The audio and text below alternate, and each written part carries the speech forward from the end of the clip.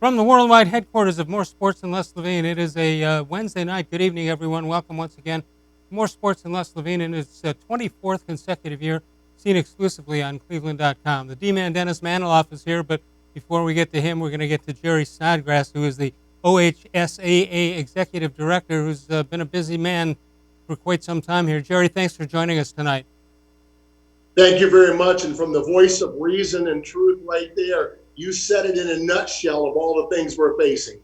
All right, it's truth and reason, not Ruth and reason. That's true. That's true. That's okay. All right, lots to get to here. We're going to get Dennis Maniloff in here shortly. But, Jerry, it's been a tough year for everybody involved in schools and athletics and everybody else. And I think you guys have handled it pretty as well as you can do. Well, thank you very much, because just as you said, the concern about those players, concern about the umpires, concern about the fans, all of those things enter in. And, I don't like to say wait till next year either, but when it's the health and safety of kids and all those people, umpires and everybody, that has to enter into the picture.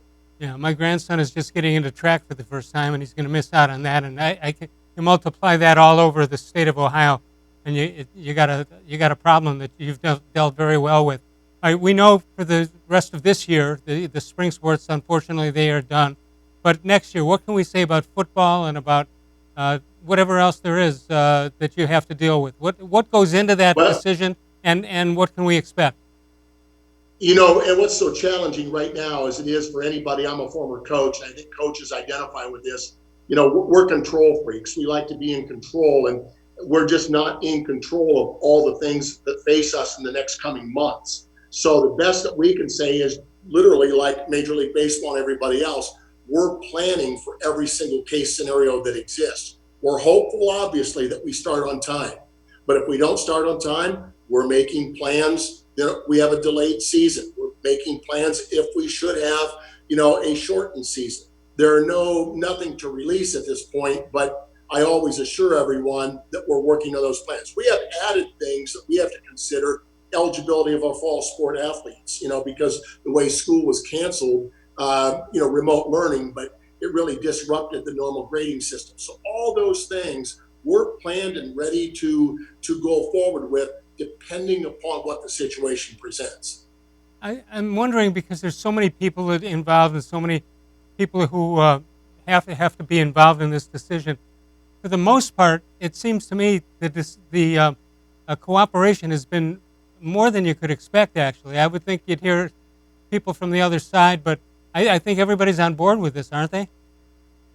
They are, and I think, in many cases, I think that's one of the things I'm proud of our staff, proud of what we've done, in that, we are the ones that need to make those decisive decisions relative to high school sports. I mean, they're looking to us for that guidance. They're looking for us that decision making, even when, like you said, we've heard from the other side, trust me.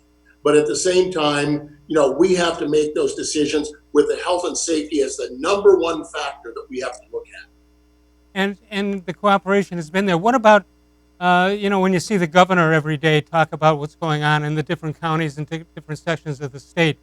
Is your agreement to whatever decisions you guys are making, is that unanimous, no matter what side of the state we're talking about? It is, and that's one of the things we just could not get in a situation where one county or one city, whatever, could let their kids do something, but another area of the state could not. I mean, I think you're seeing that in professional sports. It'd be very difficult for whether it's MLB or the NFL to let two teams do something because it may be deemed safe there, but the other team's not. And I think that has to do with we're not the MLB. We're not major league sports. We're not collegiate sports, but we're trying to provide a level playing field for all of our teams. And, again, our schools have been tremendous in their support for what we're doing. Athletic directors, coaches, they're anxious to get out there, just like kids are anxious to get in the classroom. But they've been very supportive on what we're doing. You're about to get some financial help here. Raising Cane's Ohio, with 4 locations in Northeast Ohio. They're going to help out tomorrow, April 30th.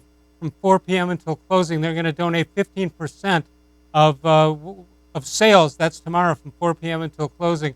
And what a great move by the people with Raising Cane's Ohio. It's terrific, and you need support like that. And and our thanks go out to them. Jerry, if you have anything else that needs to be added, I'd be happy to hear it. Yes, and I will tell you, thank you for raising Canes of Ohio to come forward with that. And I think so many people, Les, truly believe that we are a state entity funded by tax dollars or state monies. We're not. We are a nonprofit organization. We give money back to our schools. We pay, they pay no tournament entry fees. We had to cancel our scholarship program. That was devastating for me to do that. But honestly, we didn't have the funds to do it. Raising Canes is coming forward, and that's what's I'm so proud of them for doing it, so we can help return those. We lost our winter sports revenues. We lost our spring sports revenues. And again, it's not all about the money, but like any business, profit or nonprofit, we have to have those dollars to provide those opportunities. So I'm very proud of them for what they're doing, and I can't thank Raising Canes enough. So really, tomorrow, 15% of all the sales go to help return those programs. And I encourage people to go out, get some great chicken fingers. All right. Well, you'll get a great meal there on the takeout.